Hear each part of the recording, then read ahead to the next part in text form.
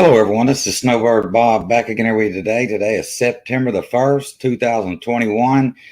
Today is the first day of meteorological fall, but it sure does not feel like it across much of the area.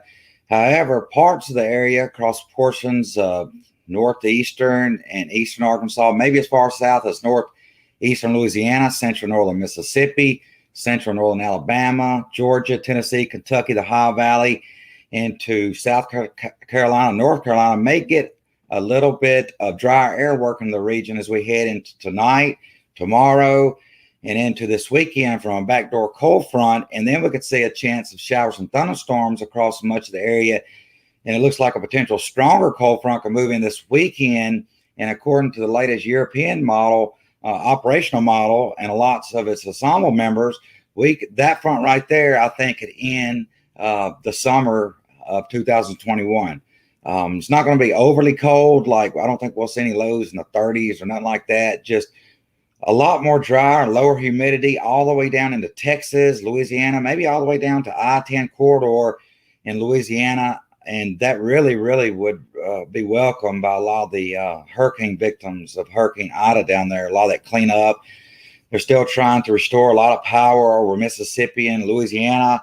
And I'm really hoping and pulling for that Euro model. The GFS is starting to catch on a little bit, but I think that we should see a much bigger cool down into later this weekend and into next week. We could see widespread highs in the 80s, 70s, and 80s, and lows maybe in the 40s across the north, 50s across the central, and 60s with lower humidity all the way down to the I-10 corridor from northeastern Texas, all the way across the southern United States, southern Alabama, southern Mississippi, into the Florida Panhandle. And I'm really hoping that'll take place. And I know a lot of y'all out there has been seeing, people sharing maps maybe on social media of a possible tropical storm or another hurricane in the Gulf of Mexico in the next 6, 8, 9, 10 days. And while that is a possibility, there's no way I want to share no one certain map or anything like that, because people's already up under a lot of stress in Louisiana and Mississippi from this recent hurricane. And I just don't have enough confidence. I mean, even ensemble members of the European model and the GFS model only have about 10% of their ensemble members of the operational run. You got one operational run of the GFS model, and then there's about 20 or 21, somewhere along in there, ensemble members of that GFS model. And on the European operational run model, you have about 51 or 52 ensemble members of that, and only about 10% show a possible system coming into the southern Gulf of Mexico and up and then turning into a tropical system and going into either Louisiana or Texas. So we still got plenty of time. Even if that does happen, we're looking at 7, 8, 10 days down the road. Plenty of time to prepare and plenty of time for these models to come into better agreement on there. So if anything like that does come up and the models are more consistent and the ensemble members get up to about 50, 60, 70%, and even if the operational models does not show it, I will start talking about that more to try to get y'all prepared and showing you there is a real possibility that we could be seeing another tropical system in the western Gulf of Mexico that most likely would impact Louisiana or Texas. But right now, I wouldn't worry about that at all. So we're going to take a look. This is what the National Hurricane Center has got right now. They got a 30% chance in this yellow shaded area. There's an area of low pressure system here out into the Western Caribbean, and they've given it a 30% chance of development over the next, I believe the next day and the next 3 days or 5 days, that it could develop something as it goes into the Yucatan Peninsula here. And then as it gets out over the warm waters of the Southern Gulf, Southern Gulf here, it could potentially be a concern. But it's just the models are really all over the place right now. But like I said, there's really no consistent model consistently of any operational models, any ensemble members. They're not showing that. So I'm not going to spend a lot of time on this right here because I don't think it's anything of concern right now. But if it does come a concern, I will let y'all know the burst to know that. This video is sponsored by Popeyes The best chicken in the South. No, I'm playing with you. I'm just that's what I ate for supper. Is Popeye's chicken. I had my surgery this morning, and man, I was so out of it this morning. I had one carpal tunnel surgery done on my left hand about a month ago, and then I had to get my right hand done this morning. And man, it helped this hand out like 95 to 100%. I don't have no more tingling, pain, nothing like that in there. It's amazing what it's done. Thank God to this hand, and I'm hoping I can get the same results on this hand here. And if so, that will be very, very nice, and I'll be very thankful for that. I've seen a lot of y'all to prayers and everything out there. I appreciate the prayers for Steve. Of course, he's in very, very bad shape right now. Yeah, he's on the ventilator. He got that trach, I believe yesterday, a day before yesterday. His kidneys is in total failure. They're not producing any. They got him on dialysis. He's in a medically induced coma. But maybe and hopefully his lungs are not working at all.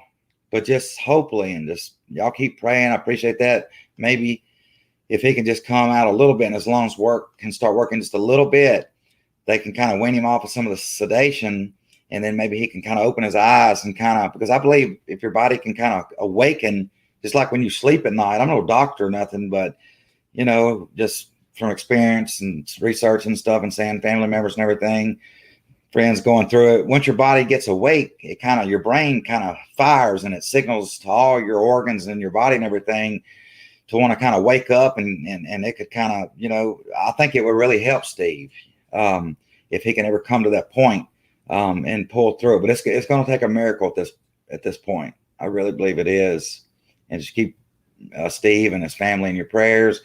And of course, I appreciate all the prayers for my wrist. I know it's nothing even close to what Steve's going through. But anyway, I just wanted to let y'all know I really, really do appreciate that. I have, over 112,000 people that follow me, and I really appreciate y'all. Appreciate all my supporters out there, all the prayers that we get. And we're really, really close to have that many followers and to be, that interactive with a bunch of y'all. I try to get to most of y'all's questions out there, and y'all send me a lot of messages during storms and winter storms and everything.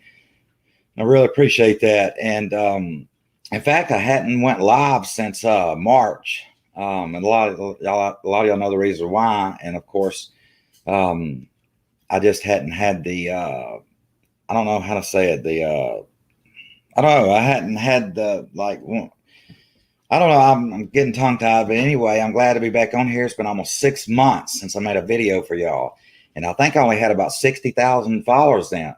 So I got like 60 or 70 something thousand more followers now, and this is the first actual video for y'all to probably see my face and see me talk and do a video. So I may be kind of a little rusty on here. Plus, I'm under some influence of some medication for my wrist here, but I'm gonna try to do the best I can. I know I've kind of wandered off there. Got sidetracked, but anyway, we'll get back to the video. Usually my videos are anywhere from about 8 to 15 minutes long.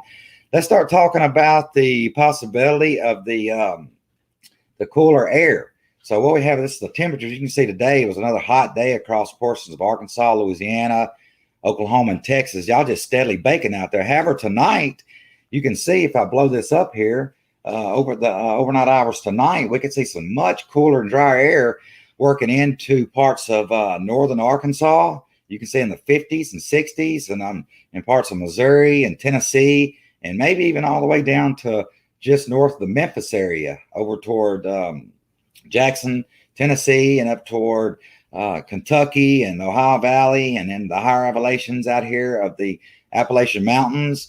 Now, some of this drier air, let me speed this up a little bit. This is for tonight. Now, some of this drier air will work. You can see, I can show you the daytime highs tomorrow. Look at that. The daytime highs tomorrow is only going to be in the 80s, lower to mid 80s across northeastern Arkansas, southern and southeastern Missouri, central Mississippi, Alabama, and to northern Alabama, Mississippi, Tennessee, Kentucky, even in the 70s, Tennessee and Kentucky and the Ohio Valley with some dry air. But of course, Texas, Louisiana, and Oklahoma and Kansas, y'all still going to be baking out there. But let's take a look at the temperatures for tomorrow night.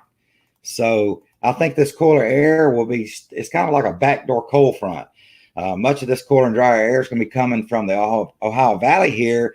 And this is going to be all about where you live. So say if you live in, Mountain Home, Arkansas, or West Plains, Missouri, or Lexington, Kentucky, you may feel some temperatures in the upper 50s around 60 with some cooler and drier air.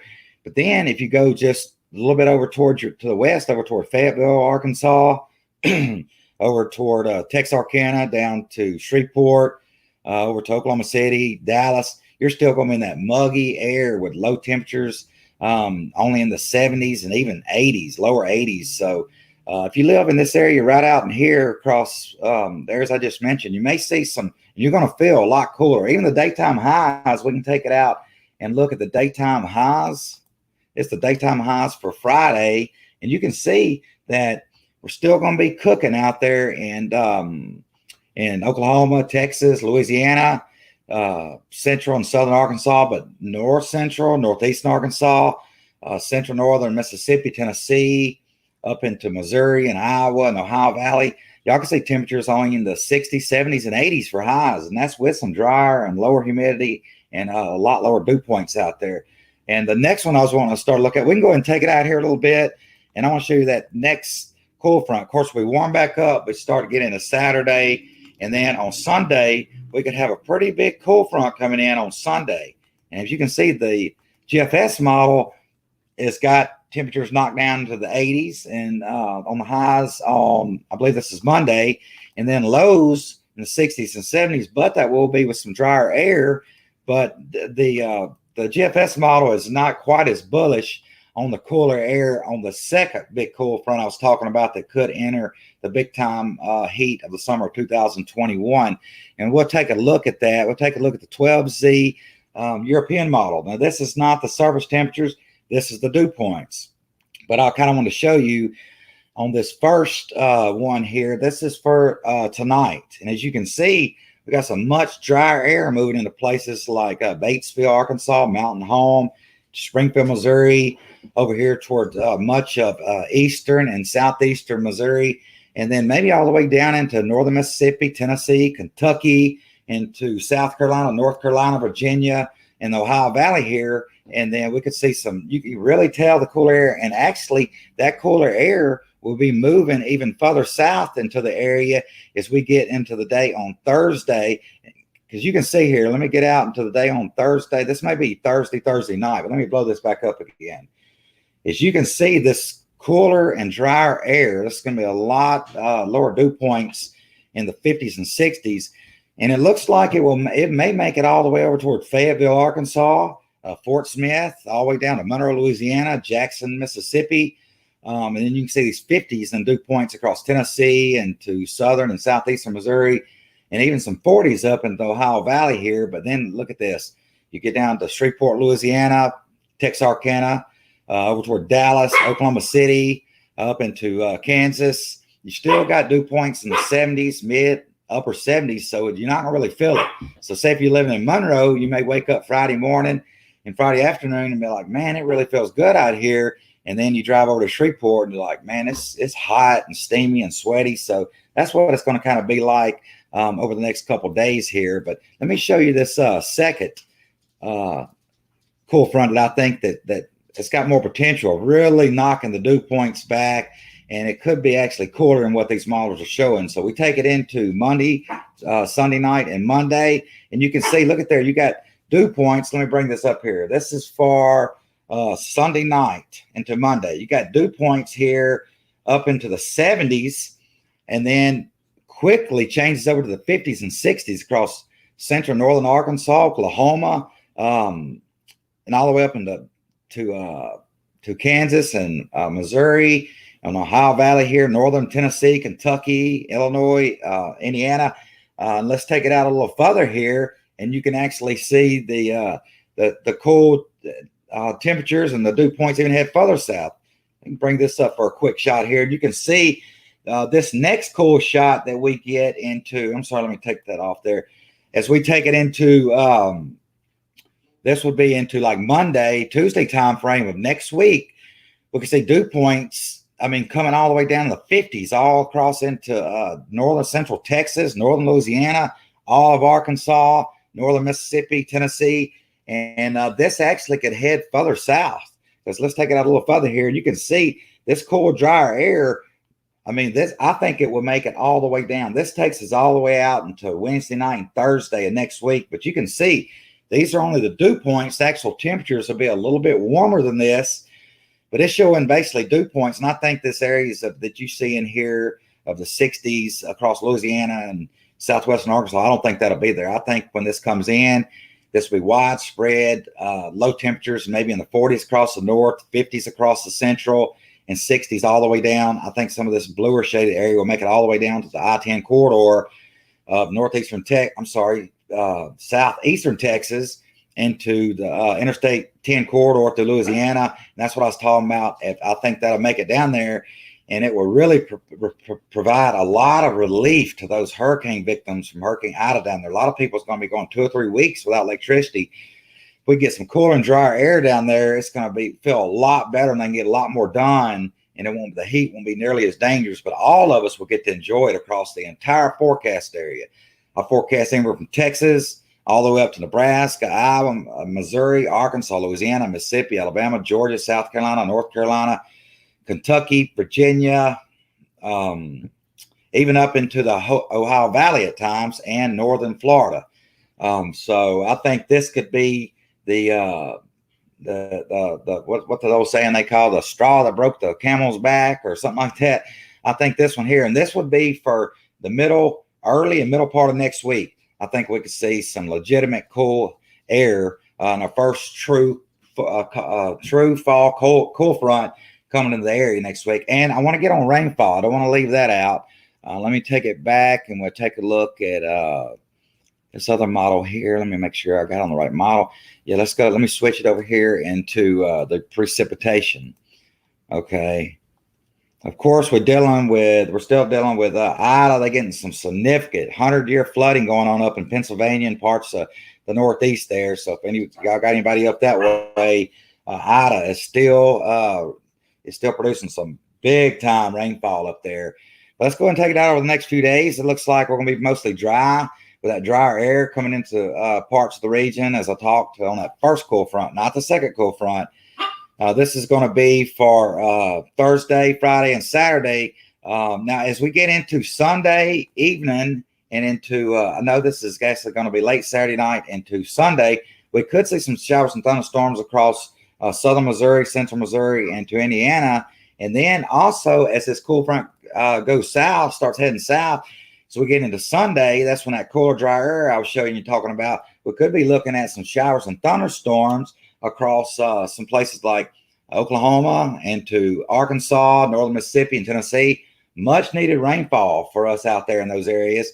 And as this cool front moves to the south, we can start seeing some more widespread rain for portions of Texas, Oklahoma, Arkansas, northern and central Louisiana, all the way out to central and northern Mississippi there. So we could really use that rainfall, and this would be for on the day on Sunday night and early Monday. We take it out a little further into early next week. It looks like we could see some more showers and thunderstorms all the way down to the I-20 corridor. And as this cool front starts to push southward early into the middle of next week, that's when you can start to see those showers and thunderstorms. And it looks like, just like in this area, a lot of this area needs to see some rainfall. But of course, Mississippi got a good bit. Alabama really don't need to see much, especially central and northern Alabama, and western Alabama don't really need to see much. But a lot of people could be getting some much beneficiary rainfall. And then we headed out all the way into the middle of next week. Now you can see like this one run here next Wednesday and Thursday. It's actually got a tropical system. This is new. I hadn't actually seen this latest run of the 18Z GFS model. But let's look at this here. So this is a little more concerning, but not much. This is that same system that the National Hurricane Center has got that 30% chance of development. The system now is located in the southwestern Caribbean. Now, this is about 8 days away, but it's actually showing a tropical system. And if this model is correct, the 18 GFS model, would be a tropical storm coming into right there along the Texas, Louisiana Gulf Coast. We don't need to see that. If it was just a tropical storm, that'd be okay, because we'd see some much needed rainfall. And, a lot of us could use that. But, however, we know how storms do. If this storm can get any kind of organization when it gets in the southern Gulf and up into the northwestern Gulf of Mexico, this thing could really blow up because a very few of the ensemble members show it has this system showing a major hurricane, like a big time hurricane. Hopefully that won't take place, but I will watch it. I don't think it's any concern right now at this moment, but if we get more ensemble members on board of the CMC, GFS model, the European model, and some of the operational models starts to come around and hone in on this, I will definitely be the first to keep y'all informed on this. And anyway, I know it's a long video, but it seemed like I had a lot to talk about. I talked about everything today, a little bit about my personal life and my friend, and welcomed all my new, like, I think 70 something thousand new followers out there. And I got a lot of new supporters. I really appreciate that. I really appreciate that because it helps me really keep the page going and everything there. And we talked about a lot. The first cool little down this weekend for parts of the area. And then we could see that bigger cool down later in the weekend, early next week, that could put an end to the major heat for the summer 2021. And of course, we talked about rainfall and the possibility of another tropical system in the Gulf of Mexico. But I just I wouldn't go worrying about it and everything just quite yet. But it's just something to kind of keep back of your mind. And I will keep you updated on the very latest, everybody. So I appreciate y'all tuning in today. I really do appreciate it. And I will be releasing the name and I'm bringing out another meteorologist later this month. And if I have to be off the page here for a while, I'll have somebody running the page. He'll take good care of you and for a while, and just in case it comes down that scenario, and I will be back as soon as as soon as I can. And anyway, that's all I have for y'all today. I appreciate y'all tuning in, and y'all have a great day, everyone.